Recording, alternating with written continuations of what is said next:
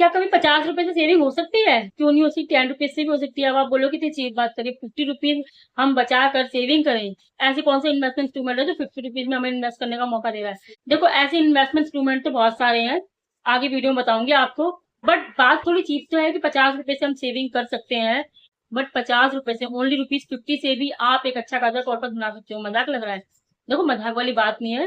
Don't go anywhere, stay on seat, watch this video till the and. Hello friends, this is Pooja. Welcome back to my channel, which name is Beauty Spin Investors. So in this video, I'm gonna tell you how to create wealth only rupees 50।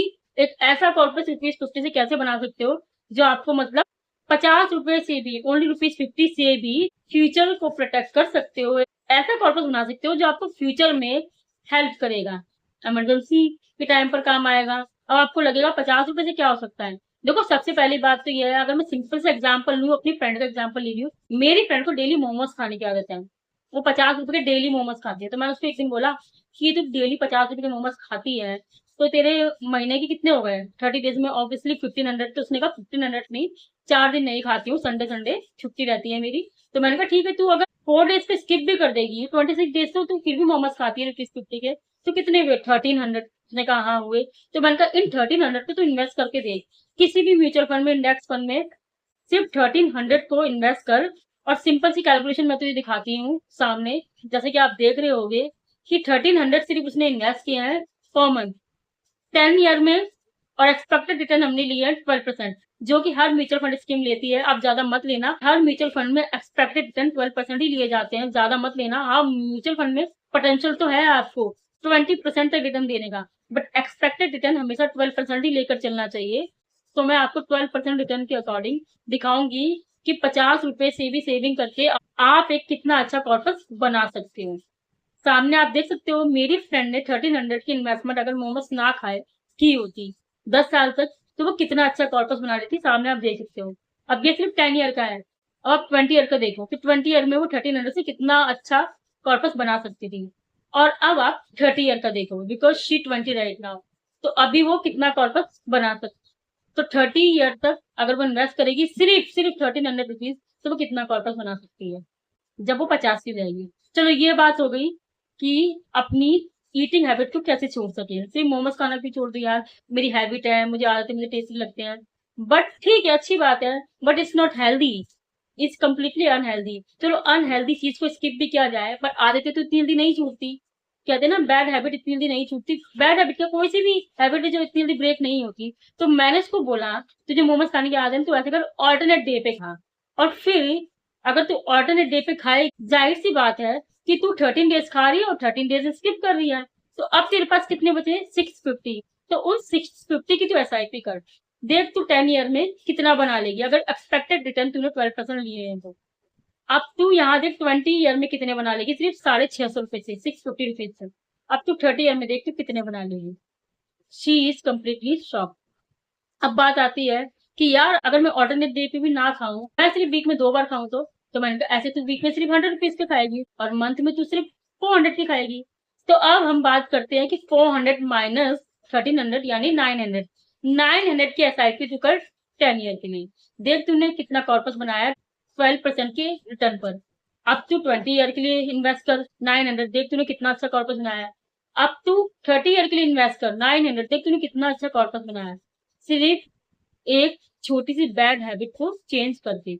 अब उसने कहा कि यार, ये तो बहुत ही अच्छी बात है, ऐसे करूंगी, सिर्फ वीक में एक बार खाऊंगी। अगर तू वीक में सिर्फ एक बार मोमोज खाती है, क्योंकि बैड हैबिट जो है वो इतनी चेंज नहीं होती। और एक बार खाना कोई गलत बात नहीं है, 2 बार खाना भी कोई गलत बात नहीं है, मुझे भी मोमोज बहुत पसंद है। बट डेली जो है हमारी हेल्थ को बहुत ज्यादा नुकसान दे रहे हैं, बहुत ज्यादा मतलब अनहेल्दी हो जाएगा। अगर डेली खा रही है तो हमारी बॉडी कभी ना कभी तो, हमारी जो फिटनेस है, बॉडी है, वो कभी ना कभी तो क्रैक हो ही जाएगी। तो अब वो बोलती है कि मैं सिर्फ वीक में एक बार खाऊंगी। तो मैंने कहा अगर तू वीक में सिर्फ एक बार खा रही है, यानी कि तू मंथ में सिर्फ 200 की खा रही है, तो यहाँ तू सेव कर रही है 1100। अब तो 1100 की SIP देख, 12% के रिटर्न पर कि तूने 10 ईयर में कितना कॉर्पस बनाया है।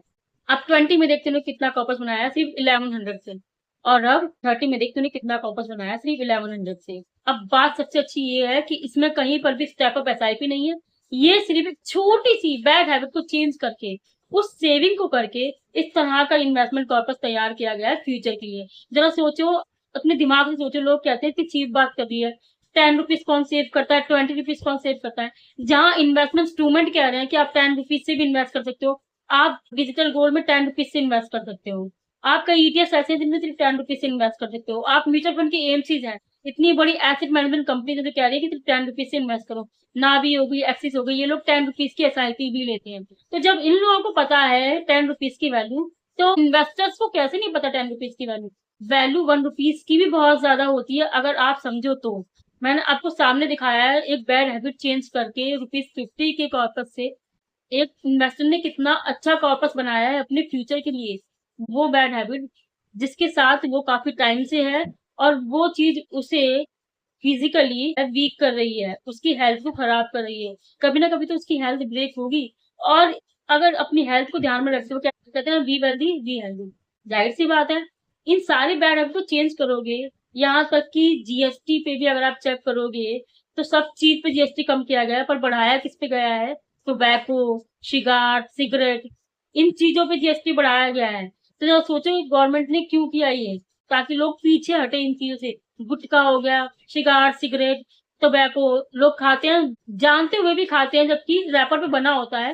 कितनी बड़ी बीमारी हो सकती है, कैंसर के पेशेंट बन सकते हो अगर इन चीजों को डेली बेस पे यूज करो, लेकिन फिर भी लोग यूज करते हैं। तो यही देखते हुए गवर्नमेंट ने जब जीएसटी बढ़ा दिया इतनी बैड चीजों पे, तो हम कौन होते हैं इन चीजों से पीछे हटने वाले। बैड हैबिट चेंज करना कोई बुरी बात नहीं है, ट्राई करके देखो। मैं तो कहती हूँ, अगर आप लोगों में भी कोई भी एक हैबिट है, जिसको डेली कॉफी पीने की आदत है, बाहर से एक एक्सपेंसिव कॉफी पीने की आदत है, किसी को बाहर एक्सपेंसिव कुछ ना कुछ डिनर करने की आदत है, अपनी सिर्फ उस बैड हैबिट नहीं है, सिंपल सी हैबिट को चेंज करके इन्वेस्ट करके देखो। आप कितना अच्छा कॉर्पस बना लोगे, जो कि मैंने आपको प्रेजेंट करके दिखाया भी है कि आप कितना अच्छा कॉर्पस बना सकते हो सिर्फ बैड हैबिट को चेंज करके। ₹10 से भी कितना अच्छा कॉर्पस बना सकते हो। और आज मेरी फ्रेंड जो है ना, वो पता है क्या बोलती है, वो इतनी इंस्पायर हुई मुझसे, वो इतनी मोटिवेट हुई मुझसे, कहती यार तू और मैं तो सेम ही है एज क्या, फिर तू इतनी इंटेलिजेंट है। वैसे मैंने कहा हाँ मैं हूँ तो, वैसे हाँ मैं हूँ तो इंटेलिजेंट, बट कोई बात नहीं। Like this video, subscribe my YouTube channel, press the bell icon. Notification चाहिए तो बेल आइकन को जरूर प्रेस कर लेना। और वीडियो यहीं पे खत्म होता है। बहुत ज्ञान बांट लिया मैंने, पर जो भी बताया अच्छा बताया। प्लीज इस पे अमल जरूर करना, एक बार सोच के जरूर देखना कि ये चीज अगर चेंज हो जाएंगी तो लाइफ कितनी ज्यादा अच्छी हो जाएगी। जो पर्पस हम सिर्फ सिर्फ मोमोज या कॉफी, ये सब चीजें अपनी डेली की जो बैड हैबिट्स उनको चेंज करके बना रहे हैं, वो फ्यूचर में कितना वैल्यूबल हो सकता है, कितना काम आ सकता है। जरा सोचो, कोई कोई ऐसी चीज खा रहा है जो हमारी बॉडी को अनहेल्दी कर रही है, और ना उसको ही थोड़ा सा स्किप करके चेंज करके, थोड़ा सा, ये भी नहीं कि एकदम से छोड़ देना, स्किप करना, थोड़ा सा चेंज करना, और उससे हम इतना अच्छा कॉर्पस बना लेंगे, ये तो कभी सोचा ही नहीं था। तो एक बार सोचना जरूर। और प्लीज जिसको भी वीडियो अच्छा लगा मुझे कमेंट जरूर करे कि ये जो मैंने बताया है वो आपको कितना समझ में आया है, और ₹10 की क्या वैल्यू है। Let me know in the comment box. Till the end, bye.